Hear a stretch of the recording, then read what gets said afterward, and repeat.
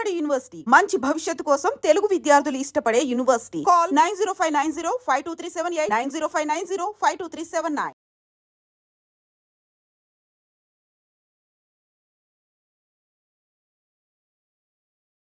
Sir, Hyderabad పబ్లిక్కి traffic sense ఉందని అనుకోవచ్చా, లేదనుకోవచ్చు? ఎందుకంటే రికార్డ్ చూస్తుంటే ఎక్కువ ట్రాఫిక్ వైలేటర్స్ అందరూ కూడా బాగా ఎడ్యుకేటెడ్ కనిపిస్తున్నారు.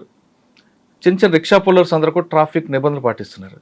టోటల్గా మనం దేశవ్యాప్తంగా రికార్డ్ తీసుకుంటే మర్డర్ వల్ల చనిపోయే సంఖ్య వందల్లో ఉంటే, రోడ్డు ప్రమాదాల చనిపోయిన సంఖ్య లక్షల్లో ఉంది. ఇంకా ఇంజ్యూర్డ్ పర్సన్ అయితే దానికి డబుల్ ఉంటుందండి. దీనికి సొల్యూషన్ కావాలంటే కేవలం పోలీసులే కాకుండా పబ్లిక్ వైపు నుంచి మీకు ఎలాంటి సపోర్ట్ కావాలి? ఈ ప్రశ్న చెప్పే ముందు Khammam to Hyderabad via Karimnagar me journey చెప్పండి. మురళీధర్ గారు, నా ప్రయాణం అనేది యాక్చువల్గా 1996 బ్యాచ్గా నేను సబ్ ఇన్స్పెక్టర్గా సెలెక్ట్ అయ్యాను. నేటివ్ వచ్చేసి ఖమ్మం తల్లాడ మండలం మాది. ఒక విలేజ్ శంకర్రావు మా ఫాదర్ పేరు, మదర్ నాగరత్నం. నేను బేసికల్గా అగ్రికల్చర్ ఫ్యామిలీ, వ్యవసాయం ఉన్నది మాకు. మా ఊర్లో మంచి ఏరియా కదా సార్, అది చాలా బాగుంటుంది అగ్రికల్చర్ గా. మా విలేజ్ లో పర్టికులర్ కాటన్ మిర్చి బాగా వేస్తారు. మామిడి అన్ని కూడా బాగుంటాయి. మామిడి కూడా, నాకు మామిడి కూడా మ్యాంగో ఉన్నది, నాకు ఇష్టం. చిన్నప్పటి నుంచి కూడా నేను మ్యాంగో గార్డెన్, కొంచెం ముందుకెళ్తే ఆంధ్ర బోర్డర్ కదా. Yes, exactly. రైజ్ చేస్తాం మ్యాంగో గార్డెన్ కూడా. నేను నా పర్సనల్ ఇంట్రెస్ట్, నేను నాది బేసికల్ గా అగ్రికల్చర్ ఫ్యామిలీ. నేను చదువుకున్నది కూడా సైన్స్ కాబట్టి ఎంఎస్సి బాటనీ నాది, ఫ్రమ్ ఉస్మాన్ యూనివర్సిటీ 92-94 బ్యాచ్. దానికి ముందు కాంప్రహెన్సివ్ కాలేజ్ బిఎడ్ కూడా చేశాను నేను. Agriculture family, same time education. నాకు టీచర్ కూడా సెలెక్ట్ అయ్యాను నేను. కానీ రెండు సెలెక్ట్ అయినప్పుడు ఒకటేసారి 96లో ఇది చూజ్ చేసుకోవడం జరిగింది. అంటే బై చాయిస్, ఛాన్స్ కాదు. రెండు సెలెక్ట్ అయినప్పుడు నేను ఇది చూజ్ చేసుకున్నాను, పోలీస్ ఆఫీసర్ చూజ్ చేసుకున్నాను. ట్రైనింగ్ అయిన తర్వాత ఫస్ట్ పోస్టింగ్ ఇక్కడ? నేను ఫస్ట్ పోస్టింగ్ ఆఫ్టర్ పోలీస్ అకాడమీలో అయిన తర్వాత కరీంనగర్ జిల్లాకి అలాట్ అయినా. ఫస్ట్ డిస్ట్రిక్ట్స్ అలాట్ అయితే మేము జనరల్గా ఏంటంటే ఖమ్మం నేటివ్ ఉన్న వాళ్ళు 3 డిస్ట్రిక్ట్స్ ఇస్తారు. ఒకటి ఆదిలాబాద్, కరీంనగర్, వరంగల్. ఆ 3 డిస్ట్రిక్ట్లో అప్పుడు వాళ్ళు మేము ట్రైనింగ్ చేసినప్పుడు చాలా విషయాలు ఉన్నాయి, మీకు చెప్పాలి కొన్ని విషయాలు. మా బ్యాచ్లో జనరల్గా ట్రైనింగ్ అప్పుడే చాలా మంది ఎక్స్ట్రీమిజం ఉండి, అప్పుడు కరకగూడ ఒక ఎన్కౌంటర్ అయింది. అప్పుడు దాదాపు పోలీస్ ఆఫీసర్స్ చాలా మంది చనిపోయారు, 15 మంది దాకా. అప్పుడు మా బ్యాచ్ నుంచి ట్రైనింగ్లో నుంచి కొంతమంది ఆ పేరెంట్స్ ఒత్తిడికి మేము చేయము ఈ జాబ్ అని చాలా మంది వెళ్ళిపోవడం కూడా జరిగింది పోలీస్ ఆఫీసర్గా. అంటే ఆ విధంగా టెన్షన్, ఆందోళన ఉండే. అప్పుడు కంటిన్యూగా ఒక యుద్ధ వాతావరణం ఉన్నది. ఆ యుద్ధ వాతావరణంలో కొంతమంది జాబ్ వదిలిపెట్టిపోవడం కూడా జరిగింది. కానీ మేము కరీంనగర్ అనేది హైలీ ఎఫెక్టెడ్, ఈ 4 జిల్లాల్లో హైలీ ఎఫెక్టెడ్ కరీంనగర్ జిల్లా. ఫస్ట్ పోస్టింగ్ నాది సిరిసిల్ల అని, అక్కడ ప్రొఫెషనల్గా పోయినా నేను. ప్రొఫెషనల్ పీరియడ్ ఉంటుంది మాది. ఆ సిరిసిల్ల అయిపోయిన తర్వాత నెక్స్ట్ నాకు ఫస్ట్ పోస్టింగ్ కాల్వ శ్రీరాంపూర్ అని పెద్దపల్లి దగ్గర ఉంటుంది. అది సిరిసిల్లాకి వెళ్ళే ముందు మీరు చెప్తున్నట్లుగా ఆ టైంలో బాగా పీక్ మూమెంట్ ఉంటుంది. దానికి ఏ రోజు తినదిన గంటం దీర్ఘాయుష్మాన టైప్లో ఉండేది. అప్పుడు పోలీస్ పరిస్థితి ఎలాగ ఉండేది, మావోయిస్ట్ పరిస్థితి ఎలాగ ఉండేది. మరి మీ పేరెంట్స్ ఎవరు ఒప్పుకున్నారా? మా పేరెంట్స్ అంటే వాళ్ళకి ఎవరికి అంటే హాయిగా ఊర్లో వ్యవసాయం చేసుకోకుండా ఎందుకు ఈ ఉద్యోగం, టీచర్ ఉద్యోగం వదిలిపెట్టి పోలీసు, అందులో పర్టికులర్ కరీంనగర్ ఎందుకు అనే వాళ్ళు అబ్జెక్షన్ చెప్పారు.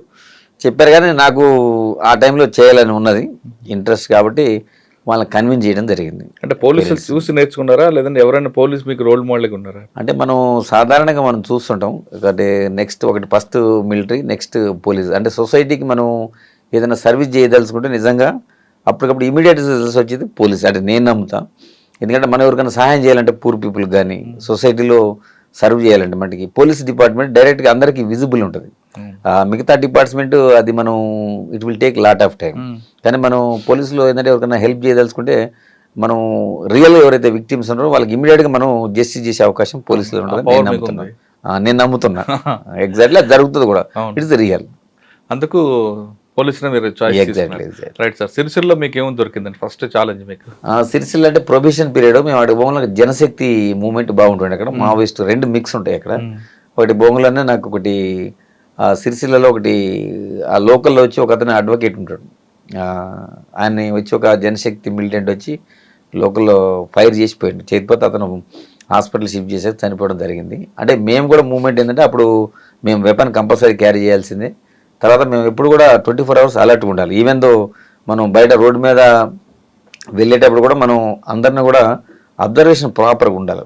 ఆ ఎక్స్ట్రీమిజం ఉన్నప్పుడు నేను ఏదో రొటీన్గా ఉంటా అంటే అప్పుడున్న ఆ పరిస్థితులు లేవు. నేను బయటికి వెళ్ళాలన్నా మళ్ళీ పోయి పోలీస్ స్టేషన్లో పోవాలన్నా కానీ చాలా జాగ్రత్తగా పరిసరాలని మనం అబ్జర్వేషన్ ఉండాలి. ఎగ్జాక్ట్లీ. అప్పుడు రోజుల్లో మనం యూనిఫామ్ వేస్తాం కొన్ని కేసెస్లో, వేసినప్పుడు మనం ప్రాపర్గా ఫోర్స్ పెట్టుకొని పోవాలి. మనం కూడా ట్రావెలింగ్ అనేది ఏదైనా విలేజ్కి పోవాలంటే మనం ఆర్టీసీ బస్ని మనం ఎంచుకునేది. మేము మా జీబులో కానీ పోలీస్ వెహికల్ కానీ వాడాలి. ఎక్స్పోజ్ కాకూడదు కదా. ఎక్స్పోజ్ కావడం అంటే ఎక్స్పోజ్ మీన్స్ మన మూమెంట్ ఉన్నప్పుడు మిలిటెంట్లు వాళ్ళంతా టార్గెట్ పెట్టుకొని కూర్చుంటారు. మన మూమెంట్ ముందు ఎవరికి చెప్పొద్దు. సార్ మీరు సిరిసిల్ల ఉన్నట్టు పరిస్థితి టైంలో అక్కడ గంభీరపేట అక్కడ బాగా ఎఫెక్టెడ్ ఉంటుంది. మాచారెడ్డి ఈ ప్రాంతాల్లో ఇబ్బందులు వచ్చాయి ఎప్పుడైనా? ఉంటాయి, తప్పకుండా ఉంటాయి. మీరు అన్నట్టు గంభీరావుపేట, అక్కడ ముస్తాబాద్, ఎల్లారెడ్డిపేట, దాని తర్వాత నెక్స్ట్ మనం మాచారెడ్డి బోర్డర్, నిజామాబాద్ జిల్లా బోర్డర్, ఆ ఫారెస్ట్ ఏరియాలో కంటిన్యూగా మూమెంట్ ఉంటే జనశక్తి ఉంటుండే వాళ్ళు ఎక్స్ట్రాక్షన్ చేస్తుండే ప్రజల నుంచి పైసలు. ఎవరైతే ఉన్నారో కాంట్రాక్టర్స్ కానీ వాళ్ళు కానీ వీళ్ళు కానీ కొంచెం అది లంపెన్ గ్యాంగ్ ఉంటుండే, ఇది జనశక్తి, ఆ రణధీర్ అని అప్పుడు ఉంటుండే ఆ ఏరియాలో. అప్పుడు మేము చాలా మట్టుకి అవి మనం అంటే అప్పుడు మా ఎస్పీ ఫస్ట్ నేను పోయినప్పుడు ఉమేష్ చంద్ర గారు ఉన్నారు కరీంనగర్. అప్పుడు ఉమేష్ చంద్ర గారు ఉన్నారు. సార్ ఆయన దగ్గర ఏం నేర్చుకున్నారండి? ఆఫీసర్ కదా. అవును, చాలా సిన్సియర్. చాలా అప్పుడు అంటే ప్రజలు ఎవరైతే పొలిటీషియన్స్ కానీ ఎవరు కానీ అప్పుడు సాధారణంగా వాళ్ళు పాపం వాళ్ళ కాన్సెన్స్కి పోయే పరిస్థితి, ప్రజలను కలుసుకోవాలన్నా కానీ చాలా కష్టం ఉండే. పోలీస్ పర్మిషన్ తోటే పోదాడు. పోలీస్ పర్మిషన్ అంటే ఆ విధంగా కాదు, ఆ పోలీసుని అడిగి ఆ ఏరియాలో మూవ్మెంట్ ఉందా లేదా, పోలీసులు అప్పుడు వాళ్ళకి సలహా ఇస్తే ఆ సలహా ప్రకారం వాళ్ళు ఆ గ్రామానికి పోవడం, అది కూడా వెరీ రేర్గా పోయేది గ్రామానికి.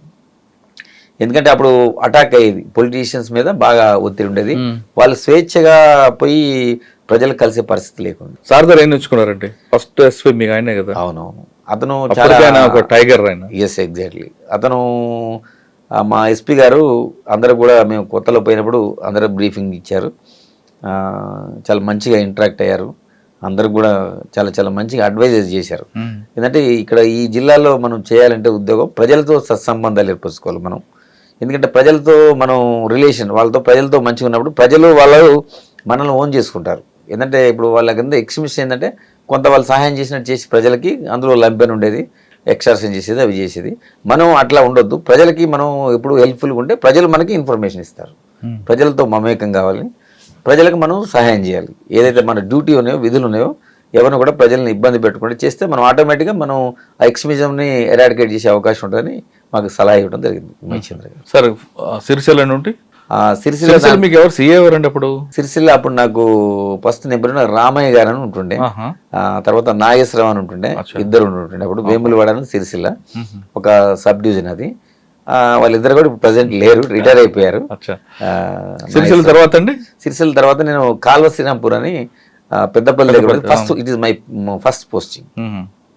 నలిన్ ప్రభాత్ గారు ఎస్పీగా ఉన్నారు, నేను అక్కడ ఫస్ట్ పోస్టింగ్. అక్కడ ఏం ఛాలెంజ్ వచ్చిందంటే మీకు? అక్కడ మెయిన్ ఏంటంటే మనకి ఎక్స్ట్రీమిజం బాగా హైలీ ఎఫెక్టెడ్. సికాసా మూవ్మెంట్ ఉంది కదా? ఉన్నది. సింగరేణికి సంబంధించింది, ఎందుకంటే అది బార్డర్ పెద్దపల్లి కాబట్టి మనకి అవన్నీ మంతని, కాటారం, ఆ ఫారెస్ట్ రూట్స్ అంతా కాళేశ్వరం అంతా దాని కింద ఉండేది కదా. Yes, exactly.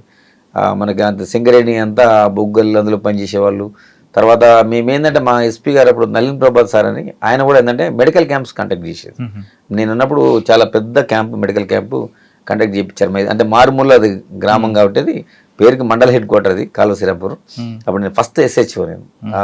అప్పుడు ఉన్నప్పుడు ఏం చేసినా వాడికి ప్రజలకు దగ్గర కావాలంటే మనం ప్రజలకు ఒక మంచి పనులు చేయాలి. అంటే పోలీసుకి ఇమేజ్ పెంచుకోవాలి ఫస్ట్ ప్రజల్లో. ఎందుకు నక్సలిజం వద్దు, ఎందుకు మనకి ప్రభుత్వ పాలన అంటే వాళ్ళు ప్రభుత్వాన్ని పాలన చేయనిపోయేటోళ్ళు. ఎందుకంటే వాళ్ళే వచ్చి ఫారెస్ట్ విలేజ్లోకి వచ్చి ఆక్యుపై చేసి అక్కడున్న ఎవరైనా పొలిటీషియన్ వాళ్ళని చంపేయటం, తర్వాత పాలన అనేది లేదు. అంటే వాళ్ళు ఆధీనంలో తెచ్చుకొని ప్రయత్నం చేసేది. అది మనం ఓవర్కమ్ చేయాలంటే మనం ప్రజల్లో మంచి పేరు తెచ్చుకుంటే మెడికల్ క్యాంపు చాలా పెద్ద క్యాంప్ పెట్టినాం అక్కడ, బిగ్ క్యాంప్. ఎందుకంటే అప్పుడు రోజులు అంత అవేర్నెస్ లేదు, రకరకాల డిసీజ్ ఉంటాయి ప్రజలకి. అంటే హాస్పిటల్ పోయే పరిస్థితి ఉండదు, పూర్నెస్ ఉన్నది, అంటే ఫారెస్ట్ ఉన్నది. అట్లాంటి సమయంలో మనం మెడిసిన్స్ కానీ అదేవిధంగా డాక్టర్స్ కానీ అంటే యాక్చువల్ కరీంనగర్ హెడ్ క్వార్టర్ నుంచి దాదాపు ఒక 30-40 డాక్టర్స్ పెట్టేసి మా ఎస్పీ, ఇన్స్పెక్టరు, ఏసీ, మా DSP ర్యాంక్ ఆఫీసరు, వీళ్ళంతా మా DIG ర్యాంక్ ఆఫీసరు, వీళ్ళందరూ వచ్చి మనం ఒక పెద్ద క్యాంపు అరేంజ్ చేయడం జరిగింది. దానివల్ల ప్రజల్లో ఏంటంటే పోలీసు మీద ఒక మంచి ఒపీనియన్ వచ్చింది.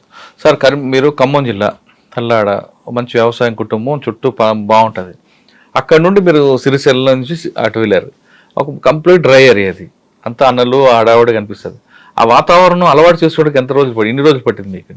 నేనంటే నా నేపథ్యం అంటే ఖమ్మం జిల్లా కావచ్చు, మనం చదువుకున్నది కూడా ఎడ్యుకేషన్ మళ్ళీ ఉస్మాన్ యూనివర్సిటీలో చదువుకున్నాను. కంప్లీట్ అర్బన్ నుంచి కదా. అందుకనే అక్కడ ఉస్మాన్ యూనివర్సిటీలో చదువుకున్నప్పుడు కూడా నాకు వేరే జిల్లా వాళ్ళతో కూడా సంబంధాలు ఏర్పడుతుంటాయి. ఎందుకంటే అది హబ్. అప్పుడు ఉన్నప్పుడు ఉస్మాన్ యూనివర్సిటీ చాలా పెద్ద మంచి అప్పుడు ఉండే. ఎందుకంటే అప్పుడు ఇంజనీరింగ్ సీట్ కానీ మెడిసిన్ సీట్ కానీ ఏం లేవు. ఆ రోజుల్లో క్రీమ్ అంతా ఉస్మాన్ యూనివర్సిటీకి వస్తుండే. ఆ ఎడ్యుకేషన్లో మనం చదువుకున్నప్పుడు ఇది మహబూబ్నగర్ కానీ, నల్గొండ కానీ, అదేవిధంగా కరీంనగర్ కానీ, వరంగల్ కానీ కొంతమంది విద్యార్థులు మేము కలిసినప్పుడు మాట్లాడుకోవడం జరిగింది. అది ఏదైనా మీరు చెప్పినట్టు కొంచెం డిఫరెంట్ డిస్ట్రిక్ట్ అది. కరీంనగర్ అనేది ఇప్పుడు నక్సలిజం తోటి భయభ్రాంతులకు గురైన జిల్లా. అంత ఈజీగా మీరు చేయటం అన్నట్టు ఫస్ట్లో కొంచెం ఇబ్బంది ఉన్నమాట వాస్తవమే.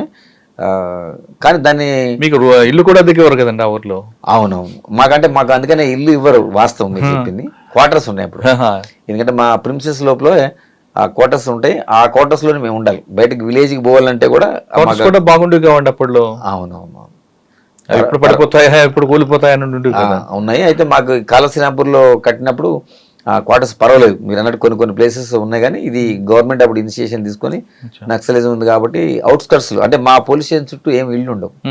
ఎందుకంటే అది అట్లా మాకు ఐడియాలు ఉంటేనే మాకు సెంట్రీలు ఉంటుండే, హైట్లో పెట్టుకుంటుండే పోలీస్ స్టేషన్. ఎందుకంటే పోలీస్ స్టేషన్ అటాక్స్ చేస్తుండే అప్పుడు రోజుల్లో వాళ్ళు. కాబట్టి అటు యుద్ధం అప్పుడు పోలీస్ స్టేషన్ అన్నది సెక్యూరిటీ ప్రాబ్లం అని జనాల మధ్యన పెట్టేవారు కదండి. అవుట్స్కట్ లో ఈజీగా కొట్టడానికి లేదు. ఇది కొన్ని పాయింట్ ఆఫ్ యుద్ధ తంత్రంలో మనకి విజిబిలిటీ ఉంటుంది అనమాట.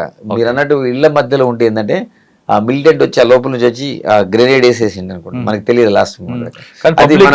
పబ్లిక్ ఇబ్బంది కాకుండా ఉండడానికి వాళ్ళే ఆగుతారని ఒక కాన్సెప్ట్ ఉంటుంది కదా. అది మీరు అన్నట్టు ట్రావెలింగ్ లో ఫర్ ఎగ్జాంపుల్ మేము ఆర్టీసీ బస్ ఎందుకు సెలెక్ట్ చేసుకోం, మేము మాకు జీబులు కానీ పర్సనల్ వెహికల్స్ ఏమి వాడకపోయేది. ఆర్టీసీ బస్సులు అంటే ప్రజలతో కలిసి ప్రయాణించేది కాబట్టి అప్పుడు వాళ్ళు ఈ ల్యాండ్ మైన్స్ ఉన్నాయి కదా, ఆ రోడ్స్ మనం చేసేటప్పుడు బ్లాస్టింగ్ చేసి చేసే పరిస్థితి ఉండే అప్పుడు. అందుకని మనం ప్రజలతో కలిసి ప్రయాణం చేసేది. ఇక్కడ ఏంటంటే ఇది యుద్ధతంత్రం. ఇది యుద్ధతంత్రం. ఇప్పుడు రోజుల్లో ఎవరికి అవగాహన లేదు ఇప్పుడు వచ్చిన పోలీస్ ఆఫీసర్స్కి. అప్పుడు రోజుల్లో ఏంటంటే మన పోలీస్ స్టేషన్ అవుట్స్కట్స్లో ఉంటే ఏంటంటే మనకు అడ్వాంటేజ్ ఉంటుంది. మన చుట్టూ ఉన్న ప్రిమిసెస్ అంటే వాళ్ళ మూవ్మెంట్ ఎవరు కనిపించినా కానీ ఫైర్ చేస్తారు. అదివరకు మనం ఎవరు వచ్చినా కానీ చెప్పి రావాలి, అక్కడ వాళ్ళు ఆగాల్సిందే. మా సెంట్రీ పైన ఉంటాడు, హైట్లో ఒక అతను ఉంటాడు, కింద ఉంటాడు, ఫ్రంట్ సెంట్రీ అంటారు, రూఫ్ టాప్ ఉంటుంది, ఆ బ్యాక్ సెంట్రీ ఏంటి, లెఫ్ట్ రైట్ సెంట్రీస్ ఉంటాడు. అంటే వాళ్ళు రెడీ పెట్టుకొని ఉంటారు వెపన్స్. వాళ్ళకి ఏదన్నా ఇష్యూ ఉందంటే అక్కడికి వచ్చిందంటే ఆటోమేటిక్గా వాళ్ళు ఆపాల్సింది. ఈవెన్ మా పై ఆఫీసర్స్ ఎస్పీ వచ్చినా కానీ ఆ వెహికల్లో కూడా వాళ్ళు ఎవరైనా ఎస్పీ అనుకొని చెప్పొచ్చి మనం అటాక్ చేసే అవకాశం ఉంది. ఎస్పీ గారు వచ్చినా కానీ అక్కడ దూరం ఉండే వాళ్ళు సోర్స్ అని చెప్పి వాళ్ళు మన లైటింగ్ వేసిన తర్వాత కన్ఫర్మ్ అయిన తర్వాత మా పోలీసులకు అలా చేసేది. ఆ లెవెల్ ఉండి ఆ విధంగా జరిగింది క్రైమ్ అయినప్పుడు. పోలీసుల పేరు మీద దాడులు చేసేవారు. ఉన్నాయి కదా. ఇప్పుడు మన అక్కడ కాటారం పిఎస్ ఉన్నది, దాని మీద అటాక్ చేశారు. మీరు అన్నట్టు ఇళ్ళ దగ్గర ఉన్నది. నేను ఉన్న టైంలో కాటారం పిఎస్ మీద అటాక్ చేశారు. కాకపోతే మా వాళ్ళు అప్పుడు తిప్పి కొట్టారు.